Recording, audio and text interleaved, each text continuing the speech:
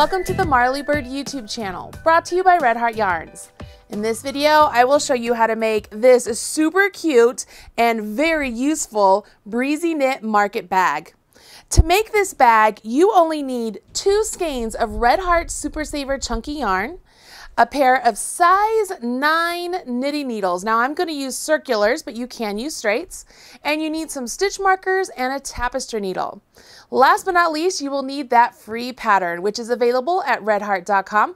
I will also put a link to the free pattern in the video description box right below this video. And while you're down there, please smash that like button, as my kids say, to let others know you enjoyed this video. Once you have your materials, join me back here and I'll walk you through all the little ins and outs for making this really wonderful tote.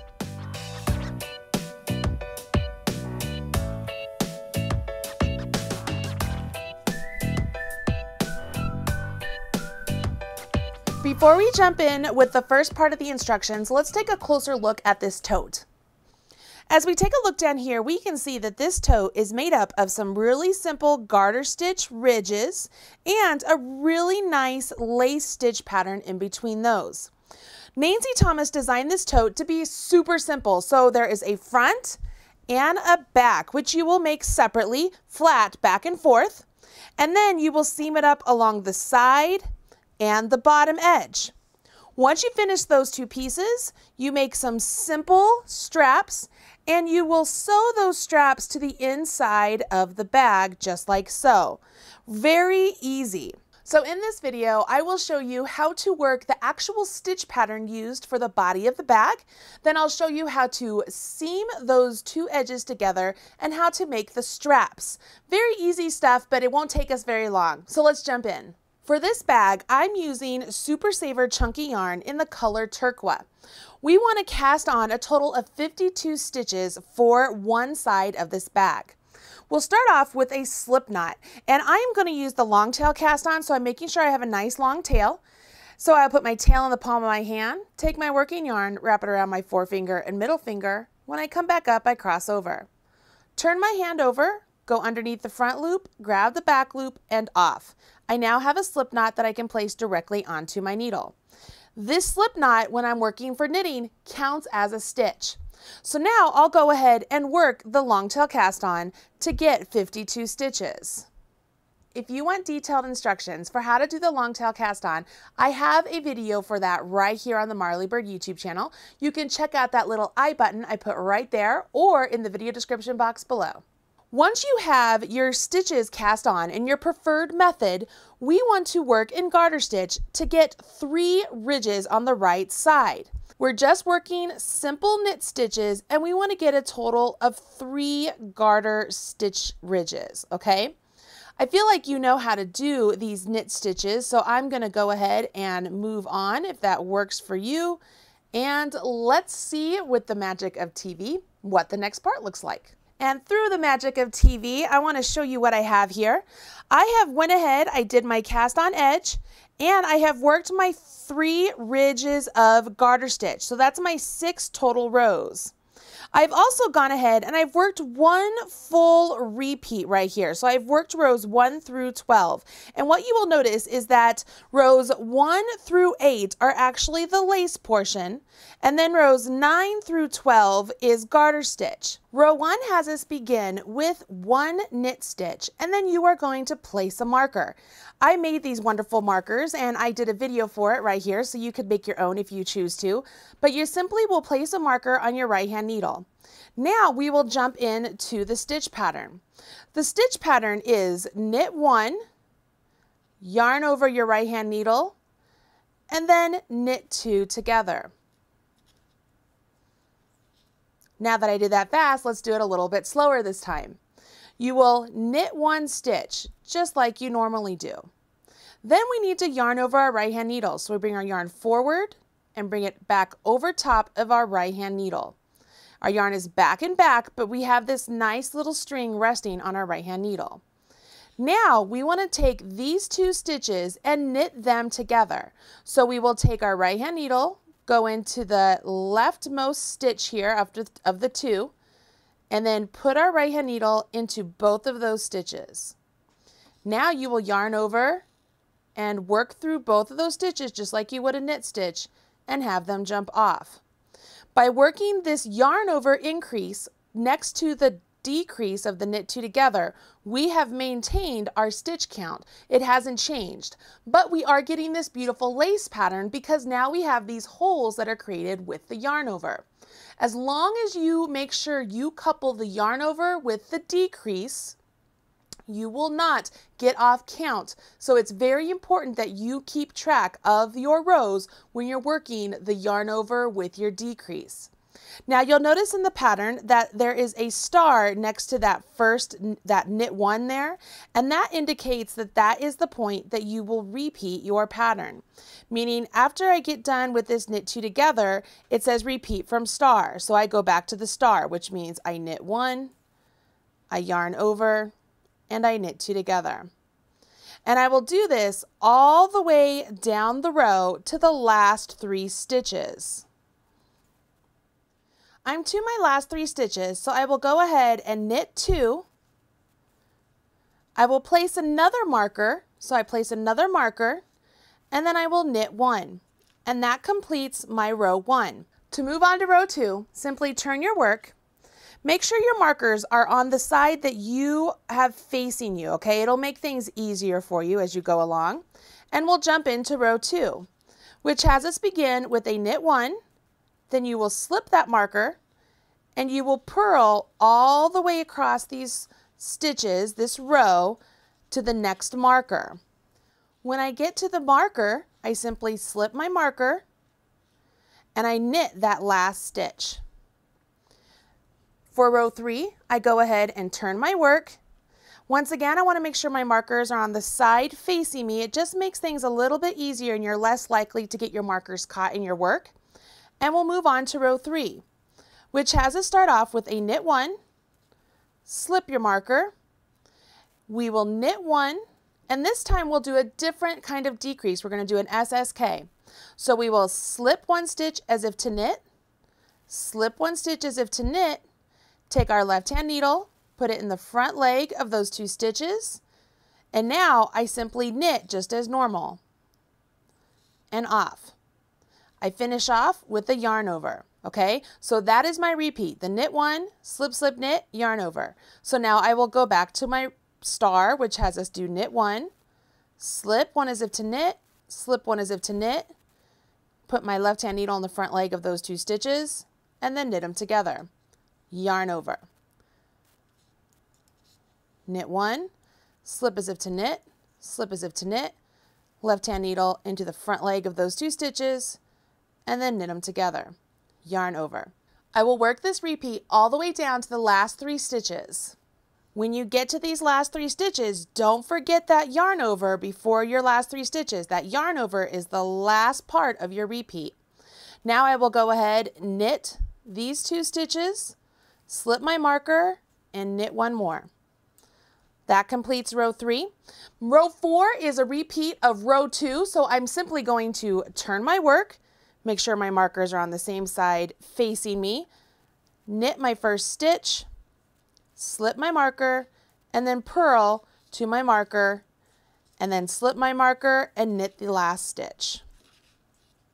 Rows 5 through 8 are just a repeat of 1 through 4. Pretty simple, so let's go ahead and get that done.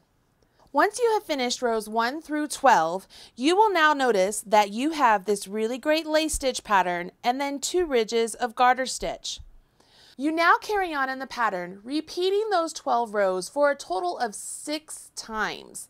Then you repeat rows 1 through 8 one more time, and you'll finish off with the 6 rows of knitting, which will give us our 3 garter stitch edges for the end of this side of the bag. So right now, as we're looking at this, you can see what 2 repeats looks like. This is the bottom of the bag, what I did the 3 ridges. This is a row 1 through 8, and then these 2 ridges here are rows 9 through 12. And then this is what we just did together. We did rows 1 through 8, and then 9 through 12. So this would count as 2 of my repeats, and I would have 4 more to complete. Once I do those 4 more to complete, I would work another row 1 through 8, and then I would finish off with 6 rows of knitting, or it would look like 3 garter stitch ridges. Let me show you what that looks like because I have a little sample done right here. So right here, this is actually the start right down here. This is my garter stitch beginning. Here are my 8 rows of the lace pattern. Here's rows 9 through 12. 8 rows of the lace pattern, and then here is my final 3 border of the pattern. Obviously I'm making a smaller sample than you are for the actual bag because I wanted to be able to work through enough stitches here on video without taking your entire day, right? You now know how to read the pattern, how to do the garter stitch, do the lace stitch pattern, how many repeats you need to do, and how to finish off this side of the bag. Go ahead and complete both sides of the bag. They're done identical, so you have to make each one identical.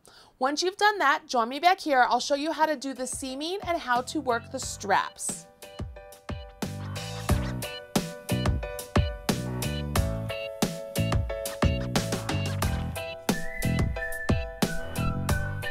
The front and the back of your bag are complete, and let's make some straps. Now, here are the front and the back of my bag, so let's go ahead and grab the same yarn we used for the bag and cast on a total of 64 stitches. We will start off with a slip knot just like before, and then use your preferred method of cast on. I'm going to use the long tail cast on once again. If you want your straps to be longer or shorter, you will simply cast on more or fewer stitches. Totally up to you. Of course, I'm making a smaller sample for this particular video, so I'm going to do fewer stitches to show you how this little strap works up. It's pretty ingenious. Once you've cast on your 64 stitches, go ahead and we are simply going to knit 2 rows. So we will just knit across all of those stitches for 2 rows. And those 64 stitches represent the length of your strap.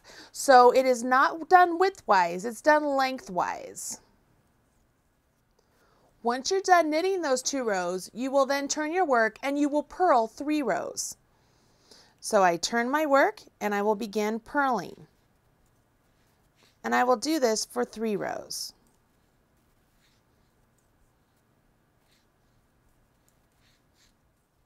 After you purl those 3 rows, you will knit 2 more rows. So far this is what my work looks like, and I need to knit 2 more rows.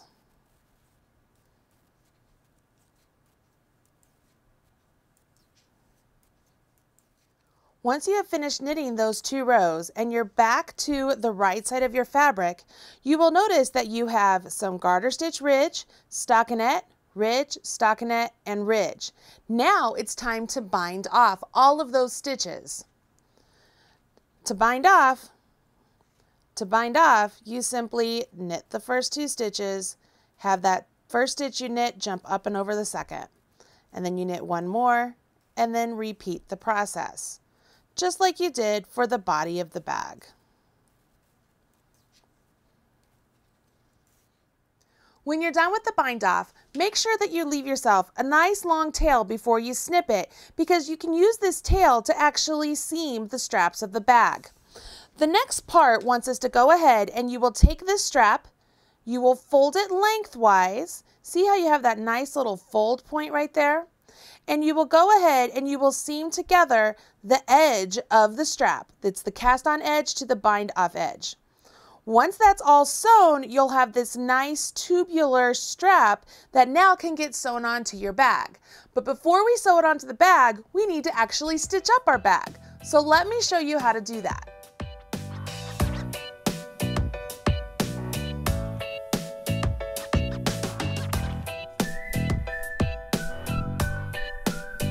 By this point, you have the front and the back of the bag complete and the 2 straps. Remember, you have to make 2 straps. As you take a look down here, you can see I have a front and a back of the bag complete. And I've gone ahead and I have whip stitched these 2 pieces together.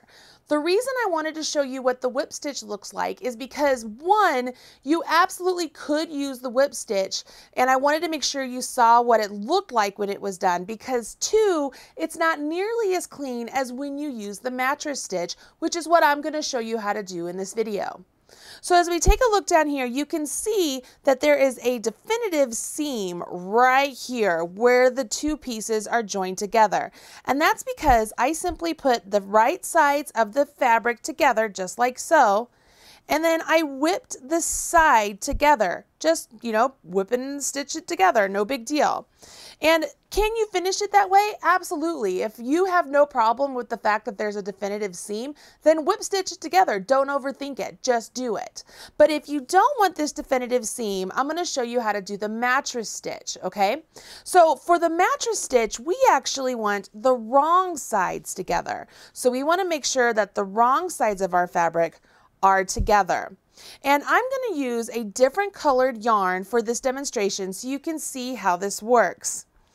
I'm going to start at the bottom of my bag. This is my bind off edge up here, and this is my cast on edge. So I'm going to start down here at my cast on edge, and with my edges nice and butted up together, I'm going to go ahead and join this yarn.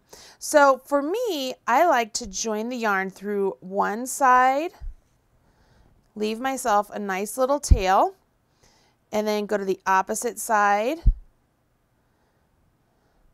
and then come back through this side. Okay, kind of gives me a figure 8, and I can tighten that up. Now that we have the yarn joined, we can go ahead and begin seaming this together. Now, when we seam together the garter stitch section, the first thing we want to do is we want to make sure that our ridges are butted up to each other. And when you seam a ridge to a ridge, you see how there's like a smiley face right there with that stitch? And then you could also see that over here there's a frown. Okay, see how those ones are upside down? You think of a smiley face and a frown. We want to make sure that we're working one or the other on either side. So this one I just went up a frown, and over here I want to make sure I go up a smiley face. And then over here I want to go up a frown, so this is a frown right there. And then over here I want to go up a smiley face. And I'm making sure I'm going row for row. Over here, here's a frown. And then here's a smiley face. As I pull the string together, you're going to see that that really pulls those two edges together, and it's going to look seamless. See how you can barely see the flamingo color yarn right there? Once I get past that garter stitch section, I'm into the portion where it's the lace, but it's not just lace down here at the edges. We have some nice knit stitches. So what we want to do over here is we want to go in between. So if you go in between those stitches, see how I'm able to pick up 2 bars there? So I'll pick up 2 bars on that side, come over here, go in where you came out, and pop up and pick up 2 bars on this side. Come over here to the opposite side, go in where you came out, go up and pick up 2 bars. And do the same over here, go in where you came out, come in and pick up 2 bars. As long as you're picking up those bars within the same column of stitches, you will have a nice and beautiful seam all the way up to where it's time for us to join our garter stitch again. And remember, you're always going in where you came out and then going up and picking up 2 bars. I'm going to pause here for a second. See how it's separated out right now, and you can see that string, okay? You can see it. Watch what happens when I pull this nice and taut. First off, you can't see that string anymore, right? It looks like it is seamless. See how those knit stitches butt up to those knit stitches? That's the beauty of the mattress stitch. If I finish this whole side right here, it's going to look nice and clean when it gets to the stockinette portion. It'll look nice and joined together at the garter stitch because we know how to do those garter stitches. As opposed to over here where it is a definitive seam right here because I just did a whip stitch. Now, here's something cool that you can do if you did a whip stitch because you're not really comfortable with the mattress stitch.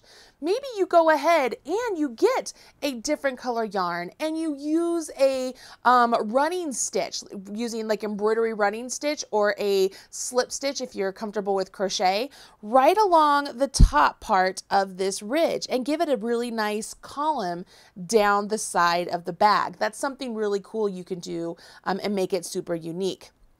Now, once you have seamed the side of the bag, you can then go ahead and seam the bottom of the bag. Now, when I seam the bottom of the bag, to me, I like the bottom of my bags to have a nice solid base. I feel like it just gives them some stability. So what I like to do is this. I did not finish seaming up. I'm going to show you how to do this. I'm going to turn the bag inside out. Okay, so now my right sides are facing each other. And what I am going to do, I'm going to take my yarn once again, and I will join it down here just like I did before. Okay, so I'm going to join this down here,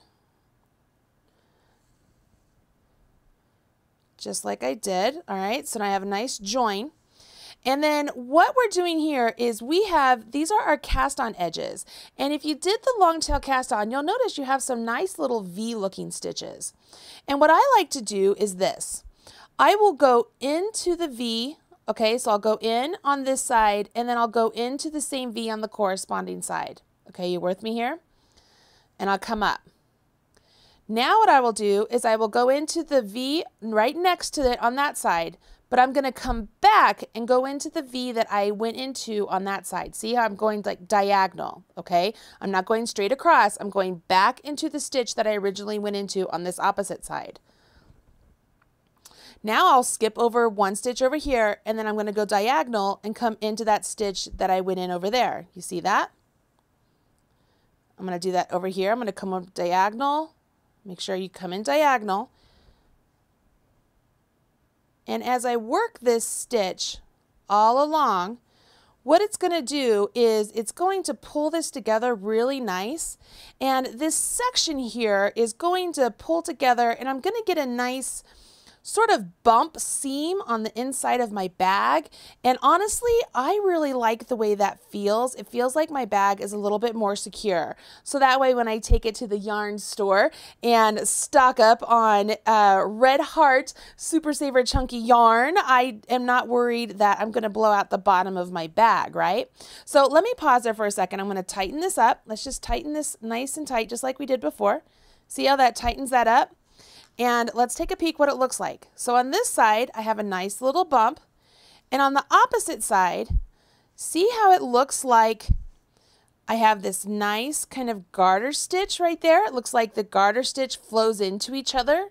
It's a really nice, beautiful way to seam this together.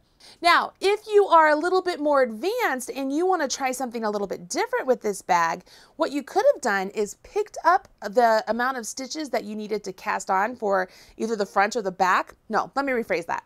What you could have done is finish the front, and then instead of recasting on the total number of stitches, you could have just picked up stitches along the cast on edge of the completed front and work the back. So that way you would already be joined at the bottom. So that's one way you could change up this pattern a little bit and have a little bit less seaming all the way along, right?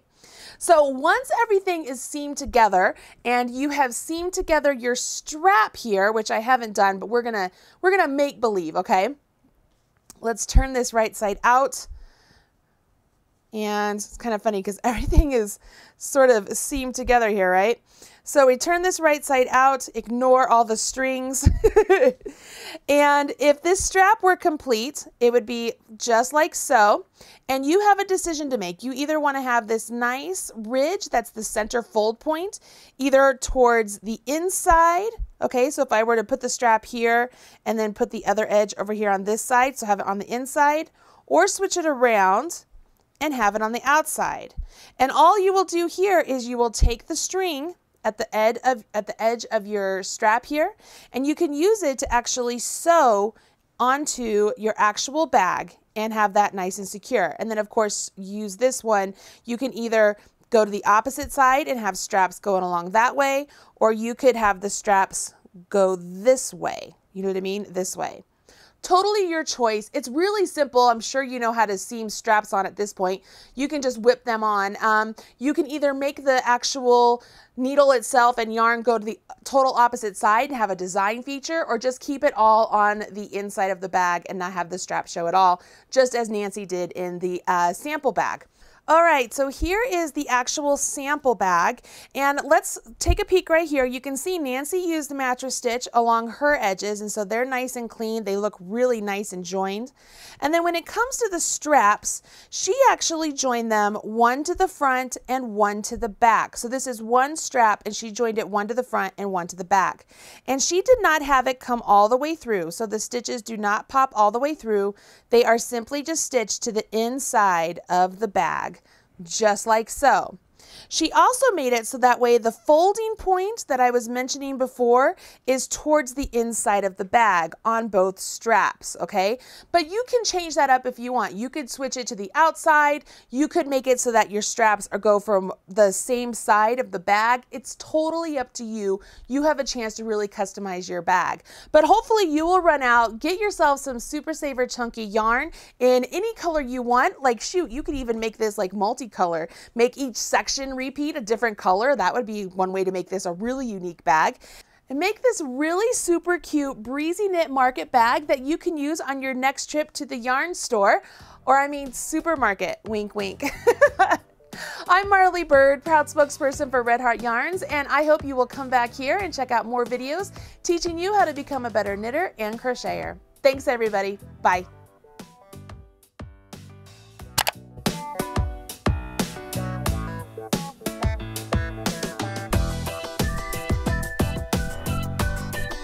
Everything you need to know about knitting or crochet can be found right here on the Marley Bird YouTube channel.